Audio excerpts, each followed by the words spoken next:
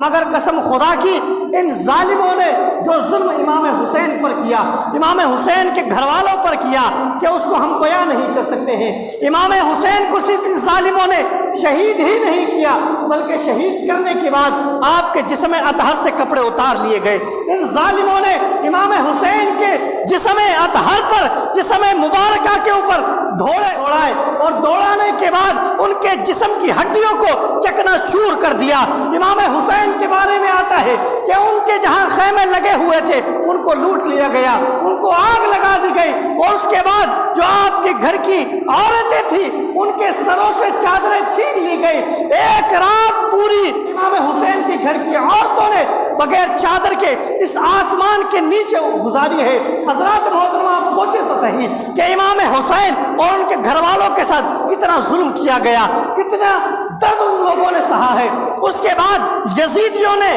جو ان کے ساتھی مرے تھے کربلا کے میدان میں، ان لوگوں کی لاشوں کو اکٹھا کیا۔ اکٹھا کرنے کے بعد ان کے اوپر نماز جنازہ پڑھی گئی، لیکن جو امام حسین تھے اور امام حسین کے گھر والے تھے، نہ ان کی لاشوں کو اکٹھا کیا گیا، نہ ہی ان لوگوں نے ان کی نماز جنازہ پڑھائی، بلکہ وہ انہیں کے اوپر دوڑاتے ہوئے ان کو لیتے چلے گئے۔ اور ایک یزیدی کا ہی تاریخ نے یہ الفاظ لکھے ہیں کہ جب حضرت زینب کو امام حسین کی لاش سے اور ان کے گھر والوں کی لاش سے گزارا جا رہا تھا تو حضرت زینب نے آہ کی کہ یا رسول اللہ، یہ کیا ہو گیا ہے کہ آج آپ کے نواسے کے اوپر ان ظالموں نے گھوڑے دوڑا دیے، آپ کے نواسے کو ان ظالموں نے قتل کر دیا، ان ظالموں نے شہید کر دیا، اور آپ کی بچیوں کے، آپ کی نواسیوں کے سروں سے ان ظالموں نے چادر چھین لی ہے، ان ظالموں نے ایسا سلوک کیا ہے۔ اس نے یہ بات لکھی ہے کہ جو بھی ان کا خطبہ سن رہے تھے تمام کے تمام رونے لگے، چاہے وہ یزیدی ہو چاہے ان کی طرف والے ہو، سارے کے سارے رو رہے تھے۔ اس کے بعد آتا ہے کہ جب وہ نکل جاتے ہیں کربلا سے تو جو وہاں کے پڑوس میں رہنے والے تھے، گاؤں کے لوگ تھے، وہ لوگ آتے ہیں، آنے کے بعد امام حسین کی لاش کو اٹھاتے ہیں، اور آپ کے جانثار تھے، آپ کے جتنے ساتھی تھے، ان ساتھیوں کی لاشوں کو اکٹھا کرتے ہیں۔ اکٹھا کرنے کے بعد نماز جنازہ پڑھائی جاتی ہے اور ان کو دفن کیا جاتا ہے۔ حضرات محترم، اب ان کو کوفہ لے کے جایا جا رہا ہے۔ ابن زیاد کے پاس امام حسین کے سر اقدس کو کاٹا گیا، امام حسین کے سر کو نیزے پر رکھا گیا اور اب کوفہ کی طرف روانہ ہے۔ جب ابن زیاد کے پاس حضرت امام حسین کا سر اقدس پہنچتا ہے تو ابن زیاد حضرت امام حسین کے سر اقدس کو سامنے رکھتا ہے۔ رکھنے کے بعد ایک چھڑی اس کے ہاتھ میں تھی، وہ ان چھڑیوں سے حضرت امام حسین کے ہونٹ پر اور دانت پر چھوتا ہوا اور مارتا ہوا نظر آتا ہے۔ وہیں پر ایک صحابی رسول موجود تھے، انہوں نے جب یہ معاملہ دیکھا تو وہ پکار اٹھے، اے ابن مرجانہ، تو یہ کیا کر رہا ہے؟ کیا تجھے معلوم نہیں؟ میں نے خود دیکھا ہے کہ رسول اللہ صلی اللہ علیہ وسلم ان ہونٹوں کو چوما کرتے تھے، میں نے خود دیکھا ہے کہ رسول اللہ صلی اللہ علیہ وسلم ان دانتوں کو چوما کرتے تھے۔ اے غلام کے بیٹے غلام، تو یہ کیا کر رہا ہے؟ تو یہ کون سے ظلم کر رہا ہے؟ امام حسین کے ساتھ پہلے ان کے گھر والوں کو شہید کیا، امام حسین کو شہید کیا، ان کی گردن کو ان کے جسم سے الگ کیا، الگ کرنے کے بعد اپنے سامنے رکھ کر اب اس کے باوجود بھی تو چھڑی سے امام حسین کے ہونٹ مبارکہ کو مار رہا ہے۔ تو ابن زیاد کھڑا ہوتا ہے اور کہتا ہے،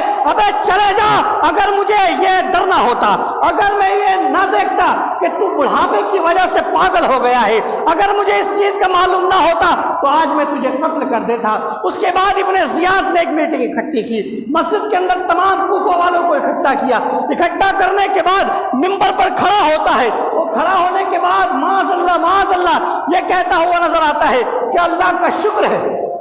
کہ جو حق والے تھے وہ کامیاب ہو گئے، وہ فتح یاب ہو گئے، ان لوگوں نے جنگ جیت لی۔ اور معاذ اللہ اس نے یہ جملہ کہا، میں اپنی زبان سے یہ کہنا تو نہیں چاہتا مگر تاریخ میں لکھا ہے تو بتانا پڑے گا۔ اس نے کہا کہ کذاب ابن کذاب، معاذ اللہ رب العالمین، مطلب حسین کو بھی جھوٹا کہا، حسین کے باپ علی کو بھی جھوٹا کہا، اور کہا کہ کذاب ابن کذاب ہار گیا ہے اور آج تمہارے سامنے اس کا سر پڑا ہوا ہے۔ تو وہیں پر ایک جانثار کھڑا ہوا تھا جو اہل بیت سے محبت کرتا تھا، علی سے محبت کرتا تھا، وہ آنکھوں سے اندھے تھے،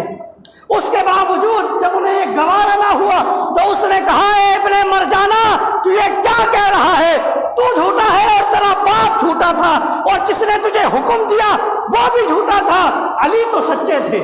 حسین تو سچے تھے، نبی تو سچے تھے، ان کے تمام گھرانے والے سچے تھے، تو جھوٹا تھا۔ جب ابن زیاد نے یہ سنا کہ یہ میرے خلاف کھڑا ہے تو اس نے چاہا کہ اسے وہیں قتل کر دیا جائے، لیکن اس کے خاندان کے لوگ، رشتہ دار کے لوگ وہاں موجود تھے، اس وقت اس کو قتل نہ کیا، بعد میں اس کو بلا کر قتل کر دیا۔ قتل کرنے کے بعد چوراہے پر اس کی لاش کو لٹکا دیا تاکہ لوگ دیکھیں اور عبرت حاصل کرے کہ ابن زیاد کے بارے میں کچھ بولنا نہیں ہے۔ وہ یہ سمجھ رہے تھے کہ حسین کو قتل کر دیا ہے، وہ یہ سمجھ رہے تھے کہ ہم نے اہل بیت کا نام و نشان مٹا دیا ہے تو اب ہماری حکومت ہوگی، ہمارا راج ہوگا، مگر یہ چند سالوں کی بات